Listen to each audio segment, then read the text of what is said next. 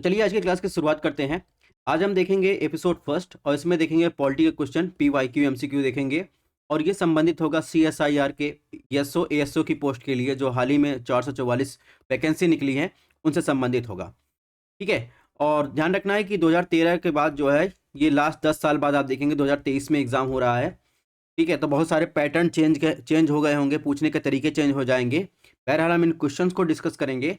उसके पहले हम देख लेते हैं थोड़ा सा CSIR के बारे में, यानी जो पहले जो एग्जाम हो रहे हैं उसके बारे उस संस्था के बारे में देख ले। तो आप देखेंगे CSIR की बात करें यानी council of scientific industrial research जिसे कहते हैं, वो भारत सरकार के विज्ञान और प्रौद्योगिकी मंत्रालय के अंतर्गत आता है। इसकी स्थापना 24 सितंबर 1942 को की गई थी और इसके फाउंडर जो थे वो डॉक्टर शांति स्वरूप भटनागर थे। ठीक है। और इसके हेड प्रेसिडेंट कौन होते हैं? मतलब भारत का जो होता है प्रधानमंत्री वो होता है। वाइस प्रेसिडेंट की बात करें तो आप देखेंगे जो ये होते हैं अभी वर्तमान में कौन है? डॉक्टर जितेंद्र सिंह। ठीक है, ये क्या है? वाइस प्रेसिडेंट है। ठीक है, विज्ञान और प्रौद्योगिकी मंत्रालय जिसके अंतर्गत आता है वो उसका हेड होता है। नेक्स्ट बात करते हैं, थोड़ा सिलेबस की बात कर लें तो आप देखिए इसमें कितने पेपर होते हैं?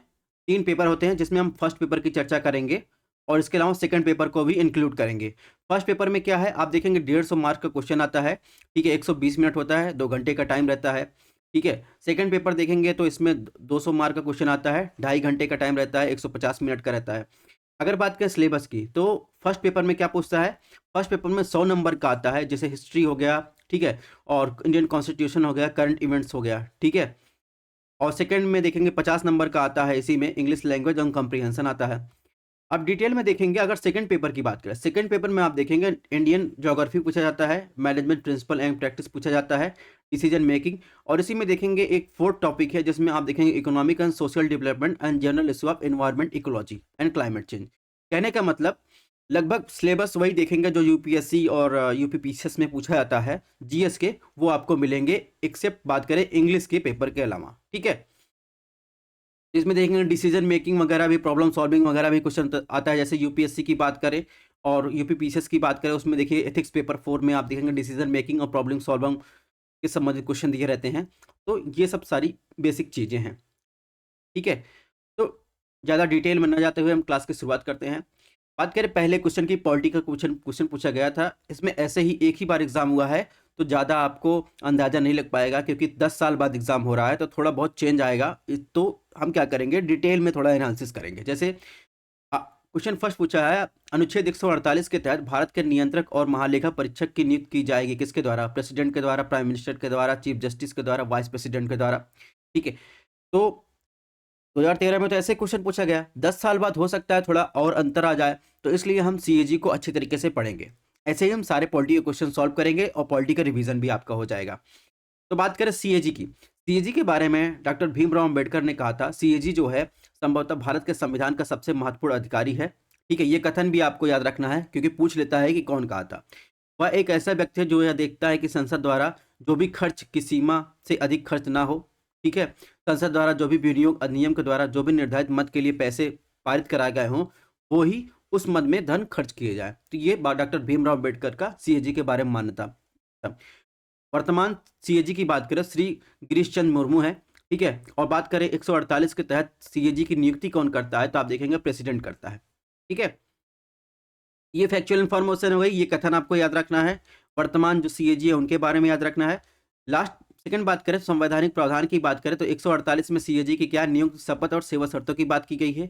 149 में आप देखें क्या कहा गया, कर्तव्य और शक्तियों की बात की गई है। 150 क्या कहता है, 150 कहता है संघ और राज्यों के खातों का विवरण राष्ट्रपति के अनुसार सीएजी के सलाह पर रखना होगा। इसके अलावा मेन इंपॉर्टेंट आपको याद रखना है, आर्टिकल 151 के तहत आप देखेंगे संघ के खातों संबंधित सीएजी की रिपोर्ट राष्ट्रपति को सौंपी जाएगी जो संसद के प्रत्येक सदन पर के पटल पर रखी जाएगी। ठीक है, इसके अलावा देखें किसी राज्य के लेखाओं के संबंध में भारत के नियंत्रक महालेखा परीक्षक की रिपोर्ट राज्य के राज्यपाल के प्रस्तुत की जाएगी, जो राज्यपाल क्या करेगा, राज्य के विधानमंडल के समक्ष रखेगा। ठीक है, तीसरी अनुसूची में क्या कहा गया है, तीसरी अनुसूची की धारा जो है आप देखेंगे 4 में भारत के सीएजी और सर्वोच्च न्यायालय के न्यायाधीश के पदभार ग्रहण करने के समय शपथ का प्रावधान किया गया है।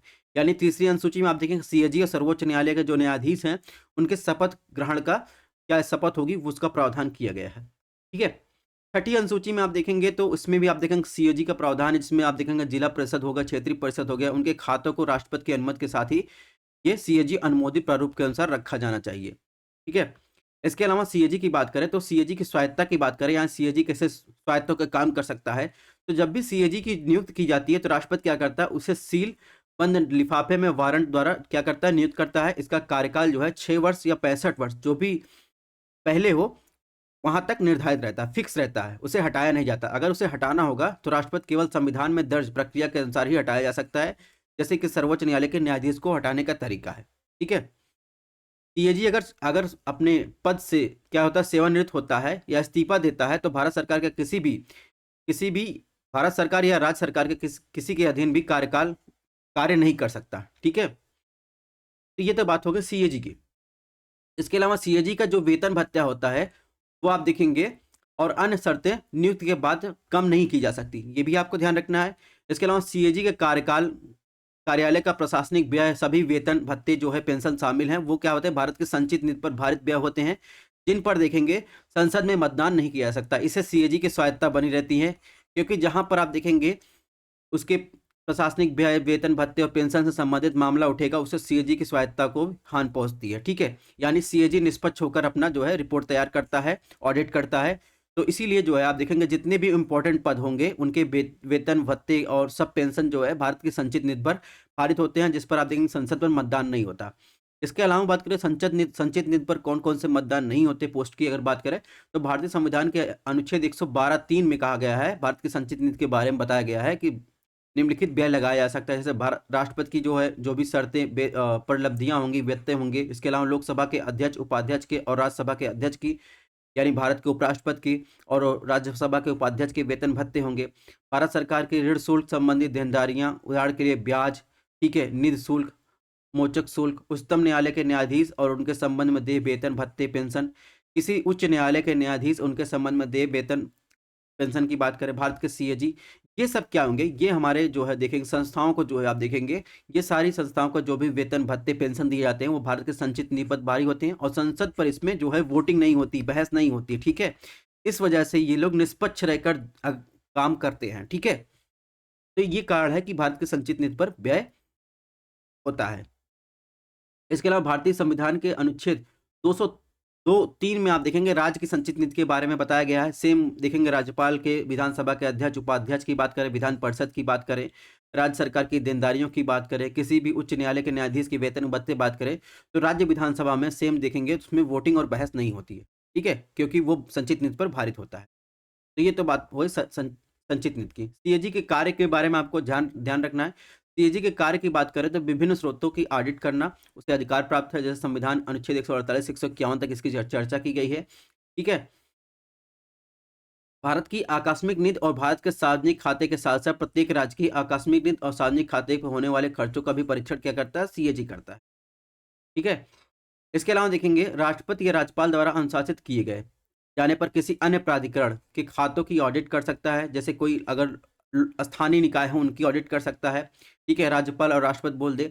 और इसके अलावा केंद्र और राज्यों के खाते के जिस प्रारूप में रखे जाएंगे उसके संबंध में राष्ट्रपति को सलाह देता है। केंद्र के खातों से संबंधित अपनी ऑडिट रिपोर्ट राष्ट्रपति को सौंपता है, जो संसद के दोनों सदनों की पटल पर रखी जाती है। ठीक है। बात करें ऑडिट की तो सीएजी भी ऑडिट करता है, लोक लेखा समिति भी ऑडिट करने का काम करता है। तो आप देखेंगे क्या करते हैं, तो जैसे लोक लेखा समिति की बात करें उसमें कितनी सदस्य होते हैं, 22 होते हैं। लोकसभा में 15, लोकसभा से 15, राज्यसभा से 7 होते हैं। तो आप देखेंगे लोक लेखा समिति भारत सरकार अधिनियम 1919 के तहत एक गठित अस्थायी संसदीय समिति होती है। सीएजी की ऑडिट रिपोर्ट केंद्र और राज्य में लोक लेखा समिति को सौंपी जाती है। ठीक है। इसमें क्या होता है, आप देखेंगे सीएजी सबसे जरूरी मामलों की एक सूची तैयार करके लोक लेखा समिति को सौंपता है। सीएजी कभी कभी राजनेताओं, सरकारी अधिकारियों के विचारों की व्याख्या और अनुवाद भी करता है। सीएजी यह भी देखता है कि उसके द्वारा प्रस्तावित सुधारात्मक कार्रवाई की गई है या नहीं। यदि नहीं की गई है तो वो मामले को लोक लेखा समिति के पास भेजता है और जो मामले आवश्यक कार्रवाई करती है। तो ये तो सीएजी और लोक लेखा समिति के बारे में थोड़ा सा आप देखेंगे, ये समन्वय आपको देखना पड़ेगा। ठीक है। क्योंकि आप वन वे नहीं चल सकते, क्योंकि आपको पूरा देख के चलना पड़ेगा कि 10 साल बाद एग्जाम हो रहा है, हो सकता है क्वेश्चन डाइवर्ट करके पूछ ले। ठीक है। तो इसके अलावा अगर बात करें तो आपको क्लासेस की पीडीएफ चाहिए तो आपको हमारा टेलीग्राम चैनल और व्हाट्सएप पेज ज्वाइन करना पड़ेगा। आप स्कैन कर सकते हैं, डिस्क्रिप्शन बॉक्स में लिंक दी गई, वहाँ से आप ज्वाइन कर सकते हैं। क्लासेस पसंद आ रही हो चैनल को सब्सक्राइब कर सकते हैं। बात करते हैं नेक्स्ट क्वेश्चन की। सीएजी के बारे में आई होप आप लोगों को अच्छी तरीके से समझ में आया होगा, पीडीएफ पढ़ लेंगे तो और अच्छी तरीके से समझ में आएगा। क्वेश्चन डायरेक्ट पूछे जा रहे हैं, लेकिन 10 साल बाद एग्जाम हो रहा है, फिर से कह रहे हैं हो सकता है डाइवर्ट करके क्वेश्चन पूछे जाए।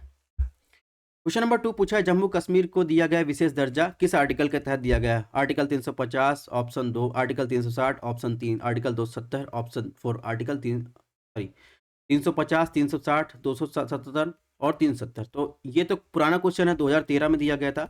आप देखेंगे 2019 के बाद देखेंगे बहुत सारे बदलाव हुए हैं। ठीक है, अभी हाल ही में जो है आप देखेंगे जम्मू कश्मीर पुनर्गठन अधिनियम फिर से लाया गया। ठीक है, तो इसमें देखिए 370 के अधीन है। ठीक है, जहाँ तक अन्य आर्टिकल की बात 360 में क्या क्या वित्तीय आपातकाल की बात की गई, 350 में आप देखेंगे तो शिकायतों के निवारण के लिए जो भी आवेदन लाए जाएंगे उनको उपयोग की जाने भाषा की बात की गई है। आर्टिकल 270 में आप देखेंगे टैक्सेशन संबंधित है। ठीक है, अब जम्मू कश्मीर संबंधित जो अपडेट है वो आपके एग्जाम के लिए इंपॉर्टेंट है, क्योंकि आप देखेंगे हाल ही में जो है चर्चा में रहा है कि लोकसभा में जम्मू कश्मीर के आरक्षण विधेयक और जम्मू कश्मीर पुनर्गठन संशोधन विधेयक 2023 पारित किया गया। ठीक है, ये क्या करता है आप देखेंगे, यह विधेयक उन लोगों के प्रतिनिधित्व से संबंधित है जिनका अस्तित्व अपने ही देश में शरणार्थी के रूप में है। साथ ही विधेयक में जम्मू कश्मीर विधानसभा में पाक ऑक्युपाइड कश्मीर से विस्थापित हुए लोगों के लिए एक सीट आरक्षित करने का प्रावधान है। तो इस वजह से मैं कह रहा हूँ कि बहुत सारे अपडेट 13 साल में आ चुके हैं, सॉरी 10 साल में आ चुके हैं, तो आपको हर चीज़ देख के चलना पड़ेगा। पृष्ठभूमि की बात करें तो आप देखेंगे अनुच्छेद 370 के जब हटाया गया उससे पहले जो है जम्मू कश्मीर में लोकसभा और विधानसभा में सीटों के परिसीमन को लेकर अलग अलग नियम थे, और 370 हटने के बाद देखेंगे इस क्षेत्र को यूटी बना दिया गया और मार्च 2020 में एक परिसीमन आयोग का गठन किया गया है। आगे हम परिसीमन आयोग के बारे में देखेंगे, क्योंकि परिसीमन आयोग से भी क्वेश्चन आ सकते हैं, क्योंकि ये सब सारे बहुत न्यूज में रहे हैं इन पिछले सालों में। ठीक है, तो आप देखेंगे इस आयोग का कार्य न केवल जम्मू कश्मीर की सीटों का, बल्कि आप देखेंगे असम, मणिपुर, अरुणाचल प्रदेश, नागालैंड की सीटों का परिसीमन करना है, यानी डिलिमिटेशन करना है, और इसका कार्य पूर्ण होने के लिए 1 वर्ष की समय सीमा तय की गई थी। आप देखेंगे हाल ही के समय में आयोग ने परिसीमन की प्रक्रिया पूरी होने के परिणामस्वरूप जम्मू कश्मीर की विधानसभा की सीटों की संख्या कितनी होगी, 107 से बढ़कर 114। ये आपके लिए इंपॉर्टेंट है। ठीक है, पहले कितनी थी, 107 थी जम्मू कश्मीर विधानसभा की, आप देखेंगे बढ़कर कितनी होगी, 114। तो आपको ये डाटा याद रखना है।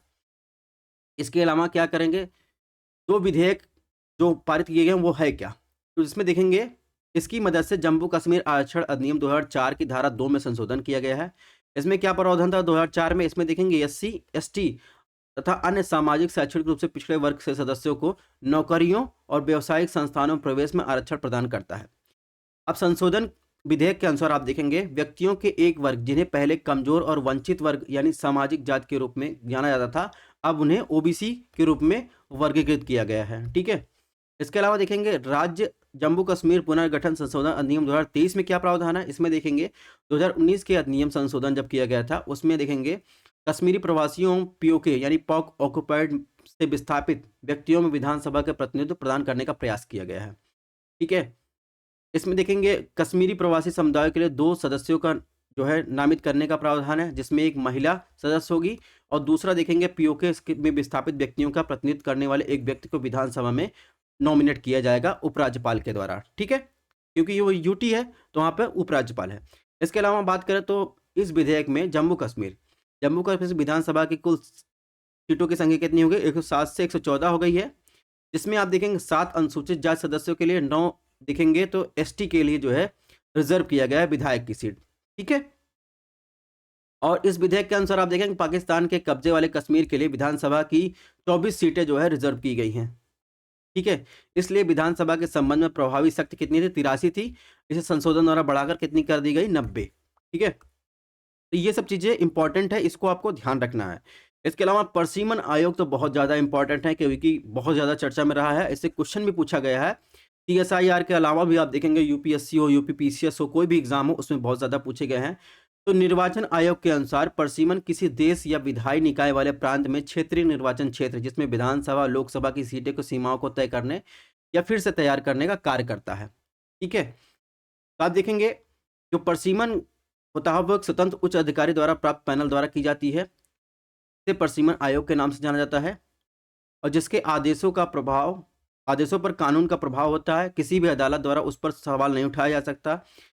अब तक जो है परिसीमन आयोग के गठन की बात करें तो 1952, 1962, 1972, 2002 के अधिनियमों के आधार पर आप देखेंगे 4 वर्ष, यानी 4 बार 1952, 1963, 1963 से 1973, 2002, यानी अब तक जो है 4 बार ही परिसीमन आयोग का गठन किया गया था। ठीक है। और आप देखेंगे किसी निर्वाचन क्षेत्र को उसकी जनसंख्या के आकार यानी पिछली जनगणना के आधार पर फिर से परिभाषित की जाती है, जो पिछले कई वर्षों से की जा रही है। ठीक है। इसके अलावा देखेंगे तो इस अभ्यास में संविधान के अनुसार एससी और एसटी के लिए विधानसभा सीटों को आरक्षण भी शामिल है। तो ये तो बात होगी परिसीमन आयोग की जम्मू कश्मीर की। आई होप आप लोगों को समझ में आया होगा। ठीक है, 1-2 बार रिवीजन करेंगे तो सारा मामला क्लियर हो जाएगा। पक्का है इससे एक क्वेश्चन आने हैं, क्योंकि बहुत ज़्यादा न्यूज में है। ठीक है, और न्यूज में जो रहता है वही पूछता है एग्जामिनर को क्या चाहिए। एग्जामिनर आपका ट्रेडिशनल बुक नहीं पढ़ रहा है, एग्जामिनर क्या पढ़ रहा है, न्यूज़पेपर पढ़ रहा है, तो क्वेश्चन वहीं से पूछेगा। क्वेश्चन नंबर 3 पूछा है, वह कौन सा अनुच्छेद है जो राजभाषा से संबंधित है। आर्टिकल 88 यानी 88, आर्टिकल 123, आर्टिकल 343, आर्टिकल 301। तो राजभाषा संबंधित है। देखिए 2013 में ये क्वेश्चन पूछा गया है, हो सकता है डाइवर्ट करके क्वेश्चन पूछ ले इस बार, तो हम उसके लिए भी तैयार रहेंगे। जैसे आर्टिकल 88 की बात करें तो ये है right of minister respect to house. Article 123 की बात करें तो ये ऑर्डिनेंस, प्रेसिडेंट का ऑर्डिनेंस संबंधित है। ठीक है, आर्टिकल 301 की बात करें तो ये है जो है ट्रेड और कॉमर्स की, आप देखेंगे ये फ्री ट्रेड की जो है गारंटी है इंडियन टेरिटरी के संबंध में। ठीक है, आर्टिकल 383 जो है आप देखेंगे राजभाषा संबंधित है। ठीक है, इसका आंसर क्या हो जाएगा, आर्टिकल 383। इसके अलावा बहुत सारे प्रावधान है राजभाषा संबंधित, उसको देख लेते हैं, हो सकता है उससे भी क्वेश्चन पूछे जाए। तो हिंदी के संवैधानिक स्थिति की बात करें, यहाँ से हम लोग अपना चालू करते हैं। इसमें भारतीय संविधान की 8वीं अनुसूची में हिंदी सहित 22 आधिकारिक भाषाएं दी गई हैं। 351 में क्या कहा गया, हिंदी भाषा को विकसित करने के लिए इस प्रकार का प्रावधान करता है कि ताकि भारत की मिश्रित संस्कृति के लिए सभी के लिए अव्यक्त के माध्यम रूप कार्य कर सके। तो ये 351 का प्रावधान है, इसको आपको ध्यान रखना है। 348 में क्या गया है, 348(2) में कहा गया है, यह भी प्रावधान करता है कि 348(1) के प्रावधान के बावजूद किसी राज्य का राज्यपाल राष्ट्रपति के पूर्व सहमति से उच्च न्यायालय की कार्रवाई में हिंदी या किसी भी आधिकारिक भाषा के उद्देश्य से इस्तेमाल की जाने वाली किसी अन्य भाषा का उपयोग को अधिकृत कर सकता है। भारत की राजभाषा क्या है, हिंदी है। ठीक है, भारत के संविधान अनुच्छेद 343(1) के अनुसार देवनागरी लिपि में हिंदी संघ की आधिकारिक भाषा होगी। ये बातें आपको समझ में आ गई। ठीक है, इसके अलावा आप देखेंगे राजभाषा अधिनियम 363 की धारा 7 में आप देखेंगे अंग्रेजी भाषा के अलावा किसी राज्य में हिंदी राजभाषा का उपयोग भारत के राष्ट्रपति की सहमति से राज्य के राज्यपाल द्वारा उच्च न्यायालय द्वारा दिए गए निर्णय, आज्ञा आदि के प्रयोजन के लिए अधिकृत किया जा सकता है। तो ये तो बात हो गई हिंदी की संवैधानिक स्थिति, भारत की राजभाषा की, इंग्लिश की क्या स्थिति है, तो ये सब बातें आपको पता चल गई। ठीक है, इसके अलावा देखेंगे भारत में 6 शास्त्रीय भाषाएं भी हैं। ठीक है, 2004 से 2014 तक जिन्हें शास्त्रीय भाषाओं को दर्जा दिया गया है, जिसमें आप देखेंगे 2004 में तमिल भाषा शामिल की गई, संस्कृत 2005 में, कन्नड़ 2008 में, तेलुगु 2000 देखेंगे 8 में, मलयालम 2013 में, उड़िया आप देखेंगे 2014 में। तो ये 6 शास्त्रीय भाषाओं को 2004 से 2014 के बीच जो है शास्त्रीय भाषाओं का दर्जा दिया गया है। अब शास्त्रीय भाषाओं का वर्गीकरण क्या होता है, तो देखेंगे फरवरी 2014 में कल्चर मिनिस्ट्री द्वारा किसी भाषा को शास्त्रीय भाषा घोषित करने के लिए निम्नलिखित दिशा निर्देश जारी किए। जैसे पहला दिशा निर्देश इसमें क्या था, इसमें इसके प्रारंभिक ग्रंथों का इतिहास जो है 1500-2000 वर्ष से अधिक पुराना होना चाहिए। प्राचीन साहित्य ग्रंथों का एक हिस्सा हो जिसे बोलने वाले लोगों की पीढ़ियां द्वारा एक मूल्यवान विरासत माना जाता हो। तीसरा जो है साहित्यिक परंपरा में मौलिकता हो। चौथा शास्त्रीय भाषा साहित्य आधुनिक भाषा साहित्य से भिन्न हो, इसलिए इसके बाद के बीच में असमानता भी हो सकती है। तो ये जो है बेस है कि किसी लैंग्वेज को जो है आप कल्चरल या शास्त्रीय यानी क्लासिकल भाषा का दर्जा देंगे कैसे। ठीक है, नेक्स्ट क्वेश्चन की बात करें तो हाल में 2013 में भी न्यूज था, अभी देखेंगे तो इसमें इस बार भी न्यूज है कि भारत के राष्ट्रपति के मृत्युदंड की सजा के पाए गए किसी अपराधी को क्षमादान दे सकता है। किस आर्टिकल के तहत, आर्टिकल 52, आर्टिकल 72, आर्टिकल 370, आर्टिकल 10। तो 370 जम्मू कश्मीर संबंधित है। ठीक है, आर्टिकल 52 ये भी राष्ट्रपति संबंधित है, आर्टिकल 72 ये भी राष्ट्रपति संबंधित है। ठीक है, बहरहाल बात करें तो इसमें राष्ट्रपति की बात की है, राष्ट्रपति के मृत्युदंड की सजा पाए गए किसी अपराधी को क्षमादान दे सकता है। इसके अलावा बहुत सारी जो है केसेस अभी न्यूज में थे, जैसे राजीव गांधी के हत्यारे को जो है आप देखेंगे छोड़ दिया गया, या बिल्किस बानो के आप देखेंगे दोषियों को गुजरात सरकार ने छोड़ा, फिर अभी सुप्रीम कोर्ट ने उसको वापस ले लिया, ठीक है, फिर उनको अंदर कर दिया। तो इसमें किसका, इसमें देखेंगे राष्ट्रपति और राज्यपाल के क्षमादान की शक्तियों से संबंधित न्यूज अभी हाल ही में बहुत ज़्यादा न्यूज में है, ठीक है। अब इसका प्रोसेस क्या है, थोड़ा सा इसको समझ लेते हैं, क्योंकि हो सकता है क्वेश्चन इससे पूछा जाए।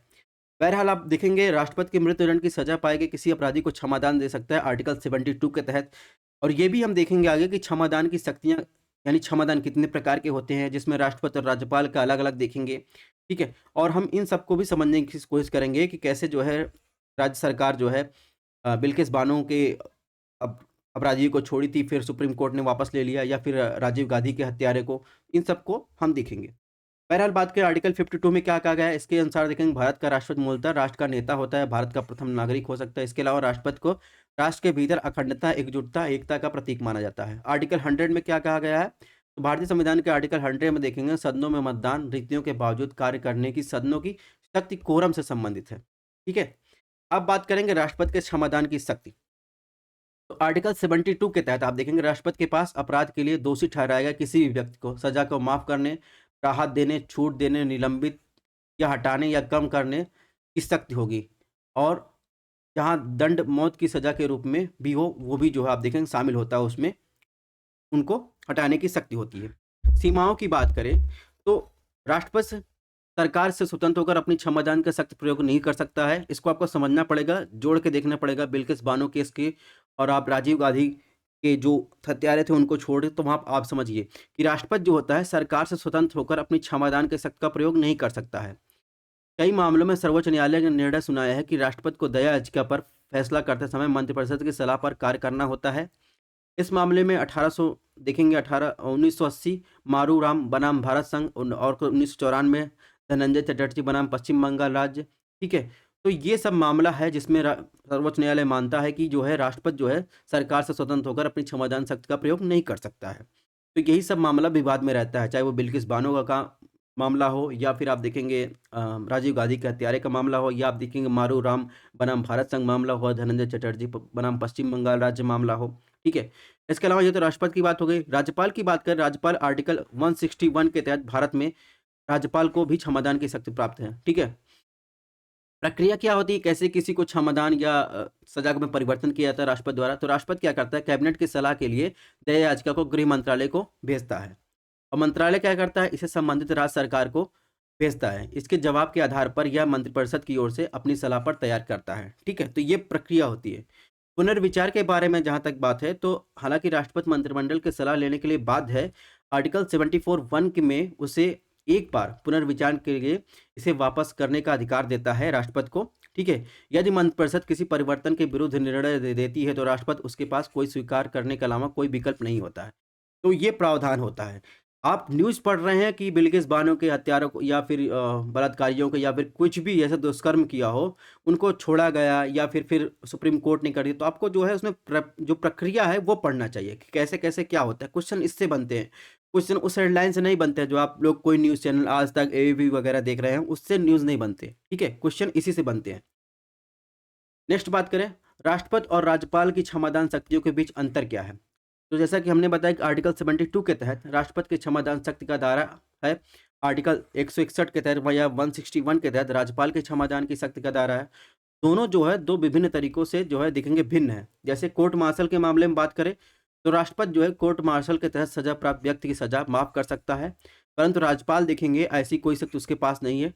जहाँ तक मृत्युदंड की बात है तो राष्ट्रपति उन सभी मामलों में क्षमादान दे सकता है जिसमें मृत्युदंड की सजा शामिल है, लेकिन राज्यपाल के पास आप देखेंगे उसकी शक्ति जो है मृत्युदंड के मामले में नहीं है। तो ये दो मूल अंतर है राष्ट्रपति और राज्यपाल की क्षमादान शक्तियों के बारे में, ये भी आपको ध्यान रखना है, ठीक है। क्योंकि हम जब पढ़ रहे हैं तो सारी चीज़ें पढ़े। अब कुछ प्रमुख जो है आप देखेंगे लैंग्वेज यानी शब्दावली की देख लेंगे। जैसे आप देखेंगे पार्डन या क्षमा की बात करें, क्षमा में क्या होता है, इसमें दंड और बंदी कर दोनों को हटा दिया जाता है तथा दोषी की सजा को दंड और दंडा आदेशों एवं निहत्ताओं को पूर्णतः मुक्त कर दिया जाता है, ठीक है। लघुकरण यानी इसे देखेंगे दंड के स्वरूप को परिवर्तन करना शामिल है। उदाहरण के लिए अगर किसी को मृत्यु दंड दिया गया है उसे आजीवन कारावास में, और किसी को कठोर कारावास दिया उसे साधारण कारावास में बदल दिया जाता है, उसे क्या कहते हैं, लघुकरण कहते हैं। परिहार, परिहार या रिमिशन, रिमिशन में देखेंगे क्या होगा, दंड की अवधि को कम करना शामिल होता है। उदाहरण के लिए अगर किसी को 2 वर्ष की सजा कारावास दिया गया हो उसे 1 वर्ष के कारावास में परिवर्तित कर दिया जाता है। विराम विराम क्या कहते हैं? इसके अंतर्गत किसी दोषी को प्राप्त मूल सजा का प्रावधान को किन्हीं विशेष परिस्थितियों में बदला जाना चाहिए। उदाहरण के लिए कोई महिला अगर गर्भावस्था की अवधि के कारण सजा को परिवर्तित करना, ये क्या है? विराम है। ठीक है, यानी अगर देखेंगे तो कि कोई महिला गर्भवती है, गर्भावस्था में है, तो उसकी जो मूल सजा दी गई हो उसे जो है परिवर्तित कर दिया जाता है, तो उसे क्या कहते हैं? विराम कहते हैं। प्रविलंबन, ठीक है, यानी रिप्राइव की बात करें, इसका अर्थ होता है कि अस्थायी समय के लिए किसी सजा को, विशेषकर मृत्युदंड के निष्पादन को रोक लगाना। इसका उद्देश्य क्या होता है? दोषी को राष्ट्रपति की क्षमा के लिए लवकरण प्राप्त करने के लिए समय देना। तो ये होता है, ये आप देखेंगे 5 प्रकार की शब्दावलियां हैं, ठीक है, क्षमादान के बारे में, इसको आपको पढ़ना चाहिए। नेक्स्ट क्वेश्चन की बात करें, क्वेश्चन नंबर 5, इसने पूछा है उच्च न्यायालय के न्यायाधीश की नियुक्ति भारत के राष्ट्रपति द्वारा किसके परामर्श से की जाती है? ऑप्शन 1, भारत के मुख्य न्यायाधीश को राष्ट्रपति सर्वोच्च न्यायालय के 2 वरिष्ठतम न्यायाधीशों के परामर्श से करना चाहिए। ऑप्शन 2, भारत के मुख्य न्यायाधीश और उच्च न्यायालय के मुख्य न्यायाधीश जिसमें नियुक्त की जानी है, ठीक है। ऑप्शन 3, भारत के मुख्य न्यायाधीश, उच्च न्यायालय के मुख्य न्यायाधीश, राज्यपाल, ठीक है। तो इस और चौथा मंत्रिपरिषद। तो आपको बताना है उच्च न्यायालय के न्यायाधीश को नियुक्ति भारत के राष्ट्रपति द्वारा किसके परामर्श से की जानी चाहिए? तो आप देखेंगे राष्ट्रपति तो है ही, इसमें और कौन कौन शामिल होता है? आप देखेंगे इसमें देखेंगे राष्ट्रपति के अलावा मुख्य न्यायाधीश, भारत के उच्च न्यायालय के मुख्य न्यायाधीश, राज्यपाल, ये ऑप्शन 3 इसमें सही हो जाएगा, ठीक है। अब देखेंगे हाई कोर्ट के न्यायाधीशों के नियुक्त संबंधित प्रावधान की बात करें तो संविधान हमारा क्या कहता है? संविधान हमारा कहता है आर्टिकल 217 में ये कहता है कि उच्च न्यायालय के न्यायाधीश की नियुक्ति राष्ट्रपति द्वारा भारत के मुख्य न्यायाधीश, राज्य के राज्यपाल के परामर्श से की जानी चाहिए। इसके अलावा आप देखेंगे भारत के मुख्य न्यायाधीश के अलावा कौन कौन रहता है? किसी अन्य न्यायाधीश की नियुक्ति के मामले में उच्च न्यायालय के मुख्य न्यायाधीश का परामर्श लिया जाता है, ठीक है। तो ये तो बात हो गई परामर्श की। बाकी और सारे प्रावधान, परामर्श की प्रक्रिया क्या होती है, इसको आप पढ़ सकते हैं। तदर्थ न्यायाधीश की बात करें तो संविधान के आर्टिकल 224A के अंतर्गत सेवानिवृत्त न्यायाधीशों की नियुक्ति का प्रावधान करता है, ठीक है। हाल ही में सर्वोच्च न्यायालय ने उच्च न्यायालय से लंबित मामलों के लिए, यानी जो भी पेंडिंग केसेस को देखते हुए सेवानिवृत्त न्यायाधीशों की नियुक्ति पर जोर दिया है, ठीक है। अदालत ने एडहॉक यानी तदर्थ न्यायाधीशों की नियुक्ति कार्य पद्धति हेतु मौखिक दिशा निर्देश जारी किए। तो आपको ध्यान रखना है एडहॉक जो जज हैं उनका प्रावधान कहाँ किया गया है? आर्टिकल 224A में। कोलेजियम सिस्टम की बात करें तो आप देखेंगे जैसे कोलेजियम सिस्टम में क्या होता है, न्यायाधीशों के नियुक्त हस्तांतरण की प्रणाली जो सर्वोच्च न्यायालय के निर्णय के माध्यम से विकसित की गई है। इसमें ध्यान रखिएगा संसद के अधिनियम और संविधान के प्रावधान द्वारा नहीं विकसित की गई, बल्कि सर्वोच्च न्यायालय के निर्णय द्वारा विकसित की गई है। इसमें देखेंगे एक मामला था, तीसरे जज न्यायाधीश का मामला था 1998 के अनुसार राष्ट्रपति को दिया गया परामर्श बहुसंख्यक न्यायाधीशों का परामर्श माना जाएगा। इस परामर्श में मुख्य न्यायाधीश के साथ सर्वोच्च न्यायालय के 4 वरिष्ठतम न्यायाधीश का परामर्श शामिल होता है, ठीक है। अगर मुख्य न्यायाधीश की नियुक्ति होनी है तो मुख्य न्यायाधीश की नियुक्ति कैसे की जाती है सुप्रीम कोर्ट में? तो जो वरिष्ठतम न्यायाधीश होता है, न्यायाधीशों में सबसे ज़्यादा एजेड होता है, उनकी वो क्या बन जाते हैं? CJI बन जाते हैं, ठीक है। तो ऐसा कोई प्रावधान नहीं है, जो वरिष्ठतम न्यायाधीश होता है वो CJI बन जाता है। लेकिन अगर बात करें तो न्यायाधीशों को नियुक्ति की बात करें तो उसमें 4 वरिष्ठतम न्यायाधीशों का मुख्य न्यायाधीश के साथ यानी टोटल 5 लोग का कोलिजियम सिस्टम होता है, जो आप देखेंगे सर्वोच्च न्यायालय के द्वारा विकसित किया गया है। इसमें संसद और संविधान का कोई ऐसा प्रावधान नहीं शामिल है, ठीक है। अब बात करें कुछ फैक्चुअल इन्फॉर्मेशन की बात करें। वर्तमान में कितने सुप्रीम कोर्ट में न्यायाधीश हैं? यानी अगर बात करें तो 33 न्यायाधीश है, एक CJI को जोड़ लेंगे, टोटल कितने हैं? 34 जो है आप देखेंगे क्या है? न्यायाधीश है। चीफ जस्टिस देखेंगे, चीफ जस्टिस को इंक्लूड करके आप देखेंगे 34 है। चीफ जस्टिस को हटा देंगे, 33 जो है अदर न्यायाधीश जो है अपॉइंटमेंट कर दिया है प्रेसिडेंट ऑफ इंडिया द्वारा, ठीक है। नाम तो प्रेसिडेंट ऑफ इंडिया का ही रहेगा, लेकिन कोलिजियम सिस्टम काम करता है, ठीक है। और भारत के जो है 50वें जो न्यायाधीश हैं उनका नाम क्या है? DY चंद्रचूड़,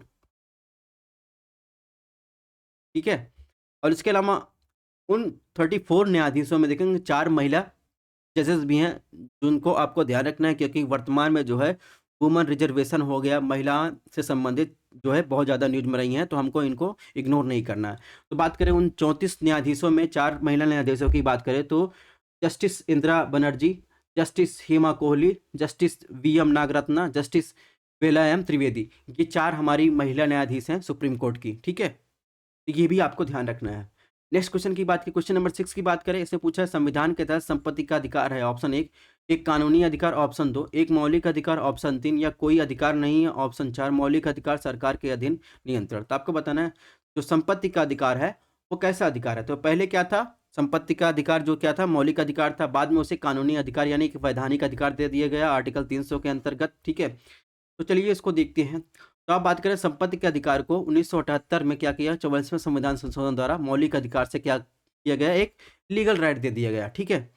44वें संविधान संशोधन पहले क्या था, आर्टिकल 31 के अंतर्गत एक मौलिक अधिकार था, ठीक है?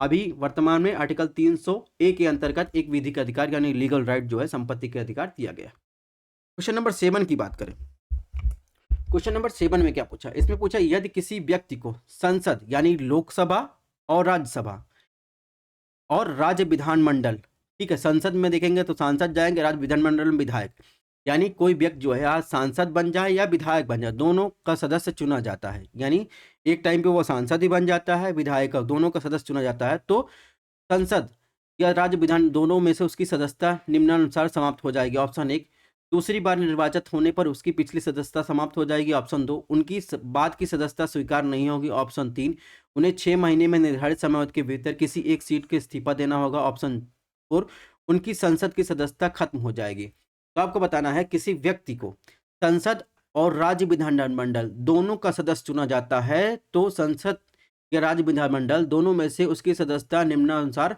समाप्त हो जाएगी। इन चारों में से कौन सा ऑप्शन सही होगा, चलिए इसका आंसर दीजिए।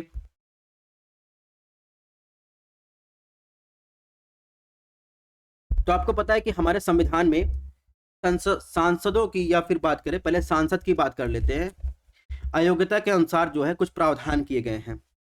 कुछ प्रावधान में देखेंगे तो राज्यसभा और लोकसभा के जो है सभी सदस्यों के लिए एक समान जो है अयोग्यता का प्रावधान है, जिसमें आप देखेंगे तो संविधान में यह उल्लेखित किए गए हैं कि कैसी जो है अयोग्यता का निर्धारण किया जाएगा, ठीक है? जिसमें आप देखेंगे निर्वाचन आयोग की सलाह पर, ठीक है, राष्ट्रपति द्वारा निर्णय लिया जाता है। और देखेंगे कुछ बाद में आप देखेंगे अतिरिक्त संसदीय विधि द्वारा जो है अयोग्यता का उल्लेख किया गया है, जिससे ये क्वेश्चन पूछा गया है, ठीक है? जिसमें आप देखेंगे रिप्रेजेंटेशन ऑफ पीपुल एक्ट की बात करें 1951, जिसे आप देखेंगे 92वें संविधान संशोधन द्वारा लाया गया था, आर्टिकल शेड्यूल 10 में शामिल किया गया था, उसमें देखेंगे दोहरी सदस्यता संबंधित प्रावधान है। अगर बात करें संसद में, आप बात करें लोकसभा और राज्यसभा की बात करें, सांसदों की बात करें, तो यदि कोई भी व्यक्ति जो है संसद के दोनों सदनों के लिए यानी लोकसभा या राज्यसभा के निर्वाचित हो जाता है तो उसे 10 दिन यानी 10 दिन की अवधि के भीतर जो है आप देखेंगे संसद को सूचित करना पड़ता है। अगर वह ऐसा नहीं करता है तो उसकी राज्यसभा की सदस्यता समाप्त हो जाती है, ठीक है? और इसके अलावा एक प्रावधान है, यदि कोई सदस्य किसी सदन में 2 सीटों से निर्वाचित हो जाता है तो उसमें से एक सीट रिक्त करनी होगी, अन्यथा उसकी दोनों सीटें समाप्त हो जाती हैं। जहां तक ये क्वेश्चन पूछा गया है इसमें संसद और राज्य विधानमंडल की बात करता है, तो एक व्यक्ति एक ही साथ संसद और राज्य विधानमंडल सभाओं का सदस्य नहीं हो सकता है। यदि कोई विधायक लोकसभा से चुनाव में जीतता है तो उसे 14 दिन की अवधि के अंदर अपनी विधानसभा की जो है सीट रिक्त करनी होती है, अन्यथा उसकी लोकसभा की सदस्यता समाप्त हो जाएगी। तो आप देखेंगे इसमें क्या ऑप्शन सही होगा, ऑप्शन 4, उसकी संसद सदस्यता खत्म हो जाएगी, ठीक है? तो ये चीजें आपको ध्यान रखनी है, बाकी इसमें कोई सा भी आंसर सही नहीं होगा। तो ये आप प्रावधान इंडिया पार्लियामेंट से चैप्टर जो है उसमें ये प्रावधान दिया गया है। क्वेश्चन नंबर 8 की बात करते हैं। क्वेश्चन नंबर 8 में क्या किया है, जनता लोकतांत्रिक गणराज्य अपनी शक्ति का प्रयोग किसके माध्यम से करती है? ऑप्शन 1, स्वतंत्र न्यायपालिका का होना। ऑप्शन 2, लोकसभा एवं राज्य विधानसभाओं के प्रतिनिधि का चुनाव करना। ऑप्शन 3, राष्ट्रपति का निर्वाचन होना। ऑप्शन 4, एक संवैधानिक नियंत्रक महालेखक परीक्षक का होना। तो सबसे पहले कुछ कीवर्ड आपको ध्यान रखना है। जनता है वह अपने जो है लोकतांत्रिक मूल्य यानी लोकतांत्रिक शक्ति का प्रयोग किसके माध्यम से करेगी? सबसे पहले अगर बात करें स्वतंत्र न्यायपालिका, अगर जनता है लोकतांत्रिक गणराज्य यानी कि अपनी शक्ति का प्रयोग कर रही है तो किसके? राष्ट्रपति का निर्वाचन देखेंगे तो कौन करता है? ये होता है, ठीक है, अनुपातिक प्रतिनिधित्व के द्वारा होता है, ठीक है, सांसद करते हैं, जिसमें जनता की सीधे भागीदारी होती है। जनता की सीधे भागीदारी लोकसभा के चुनाव में होती है, राज्य विधानसभा के चुनाव में होती है। तो इसके चुनाव में जो है जनता जो है अपने लोकतांत्रिक जो है मूल्यों का यानी शक्ति का प्रयोग करती है। सीएजी की नियुक्ति राष्ट्रपति करता है, ठीक है, तो इस प्रकार इसमें देखेंगे ऑप्शन 2 यानी जनता की सीधी भागीदारी लोकतांत्रिक मूल्यों का अपना प्रयोग करती है लोकसभा और राज्य विधानसभा के प्रतिनिधि के चुनाव में। ठीक है, इसमें ऑप्शन 2 सही हो जाएगा। क्वेश्चन नंबर 9, संविधान की स्थापना के बाद इसमें कितनी बार संशोधन किया गया है? ऑप्शन 1 10 से 30 बार, ऑप्शन 2 50 से 60 बार, 200 से अधिक बार, ऑप्शन 3 और 90 से 100 टाइम्स। ठीक है, तो इसमें 2013 में ये क्वेश्चन पूछा गया। ठीक है, ऐसे ही क्वेश्चन 2013 में पूछे गए हैं। 10 साल बीत चुके हैं। अगर बात करें वर्तमान में सितंबर 2023 तक आप देखेंगे टोटल 106 अमेंडमेंट हो चुके हैं संविधान में। 1950 में पहला अमेंडमेंट हुआ था, अभी जो है 106 अमेंडमेंट है। तो इस प्रकार इसमें आप देखेंगे तो ये आपको कथन ध्यान रखना है। बहरहाल इंपॉर्टेंट क्या है, तो उसमें इंपॉर्टेंट ये है कि जो भी हाल ही में 106वां संशोधन हुआ 2023 में, उसको इंपॉर्टेंट है। तो उसे राष्ट्रपति की मंजूरी मिल गई है। इसमें क्या प्रावधान है? इसमें जो है लोकसभा, प्रत्येक राज्य की विधानसभा, राष्ट्रीय राजधानी दिल्ली क्षेत्र में आप देखेंगे विधानसभा की कुल सीटों में से 1/3 सीट जो है 15 वर्षों के लिए महिलाओं के लिए रिजर्व कर दी गई है। तो ये आपके लिए इंपॉर्टेंट है, ना कि ये 10 साल बाद इसकी अहमियत कम हो जाती है, इसकी अहमियत बढ़ जाती है। तो ये चीज़ें आपको ध्यान रखनी है। ठीक है, ये तो बात हो गई क्वेश्चंस की। कुछ और बातें कर लेते हैं। इसमें लिखा है कि ये चीज़ आपको ध्यान रखनी है इस एग्जाम के दृष्टि से। जैसे ये क्वेश्चन पूछ रहा है तो कौन-कौन से आप देखेंगे देशों से भारत के संविधान से में क्या-क्या उधार लिया गया है, तो इनकी लिस्ट दी गई है, इसको आपको पढ़ लेना है। ठीक है, इसके अलावा आपको क्या ध्यान रखना है, वर्तमान में भारतीय संविधान में कुल कितने अनुच्छेद है? 395, 12 भाग, सॉरी 25 भाग हैं, 12 अनुसूचियाँ हैं। मूल संविधान में कभी-कभी क्वेश्चन पूछा जाता है, ये हमेशा ठीक है न्यूज़ में रहता है, तो ये आपको याद रखना है। यानी हमेशा न्यूज़ का मतलब हमेशा क्वेश्चन पूछे जाते हैं कि भारत के मूल संविधान में कितने भाग, कितनी अनुसूचियाँ, ठीक है, कितने आर्टिकल थे। तो आप देखेंगे 22 भाग थे, ठीक है, 395 आर्टिकल और 8 अनुसूचियाँ थी। और अगर देखा जाए सही से तो लगभग 450 से अधिक जो है आर्टिकल मौजूद हैं। ठीक है, इसके अलावा आपको प्रियम्बल आपको ध्यान रखना। प्रियम्बल में क्या कितने प्रकार के न्याय दिया गया है, कितने प्रकार की स्वतंत्रता दी गई, कितने प्रकार की समता दी गई है। दूसरा, संविधान निर्माण की प्रक्रिया में कितना टाइम लगा था? 2 साल 11 माह 18 दिन लगे थे। और प्रक्रिया यह आप देखेंगे 9 दिसंबर 1946 से शुरू हो गई थी और 26 नवंबर 1949 को समाप्त हुई थी। यही चीज़ इसमें लिखा है कि अपनी संविधान सभा में आज तारीख 26 नवंबर 1949 को एतद द्वारा इस संविधान को अंगीकृत अधिनियमित आत्मसमर्पित करते हैं। ध्यान रखना है 26 नवंबर 1949 को संविधान निर्माण की प्रक्रिया समाप्त हुई थी, 9 दिसंबर 1946 को शुरू हुई थी और इसे आप देखेंगे संविधान सभा द्वारा 26 नवंबर 1949 को जो है ग्रहण किया गया था। ठीक है, इंटैक्ट किया गया था। इसके अलावा अडॉप्ट किया गया था। इसके अलावा बात करें तो 26 जनवरी 1950 को संविधान लागू हुआ था। ये चीज़ें आपको ध्यान रखनी है। और इसके अलावा देखेंगे आर्टिकल 32 आपको ध्यान रखना है। इसे क्या कहता है? संविधान का हृदय और आत्मा कहा गया था। ये आर्टिकल 32 की बात करें तो भारत के संविधान की बात करें, डॉक्टर बाबा साहब अम्बेडकर ने कहा था, इसके संवैधानिक उपचारों का अधिकार के रूप में इसे कहा था। ठीक है, अगर नहीं आपका फंडामेंटल राइट का उल्लंघन होता है तो यदि व्यक्तियों के संविधान में गारंटीकृत उसके मौलिक अधिकारों से वंचित किया जा रहा हो तो वह सीधे सर्वोच्च न्यायालय का रुख कर सकता है आर्टिकल 32 के तहत। इसीलिए जो है इसे संवैधानिक उपचारों का अधिकार, संविधान का हृदय, आत्मा के रूप में बाबा साहब अम्बेडकर ने कहा था। और ये सेम देखेंगे तो आपको जो है आप देखेंगे आर्टिकल 226 के तहत देखेंगे उच्च न्यायालय जो है रिट जारी कर सकता है और आर्टिकल 32 के तहत जो है आप देखेंगे सर्वोच्च न्यायालय रिट जारी कर सकता है। बहुत सारे प्रावधान इसको आपको देखना पड़ेगा। तो आर्टिकल 32 कुछ सीमाएं भी हैं, जैसे आपातकाल की उद्घोषणा के दौरान मौलिक अधिकारों का निलंबन कर सकती है, उसमें आप देखेंगे तो सीमाएं लग जाती हैं। आर्टिकल 359 के तहत राष्ट्रपति को अनुच्छेद 32 को निलंबित करने का अधिकार होता है। तो ये क्वेश्चन से इतर आपको दिए हैं ताकि ये चीज़ें आप पढ़ें, आपको समझ में आए, क्योंकि क्वेश्चन भी हो सकता है कि डाइवर्ट करके पूछ लिया जाए। तो मेरा जो फर्ज था मैंने आपको बता दिया। एपिसोड 2 में मिलते हैं। ऐसे आपके लिए साइंस की क्लासेस आएंगी, ऐसे आपके लिए जो है आप देखेंगे ज्योग्राफी की क्लासेस आएंगी, मैथ की क्लासेस आएंगी। तो आप बने रहिए और क्लासेस पसंद आ रही चैनल को सब्सक्राइब भी कर सकते हैं। मिलते हैं नेक्स्ट लेक्चर में।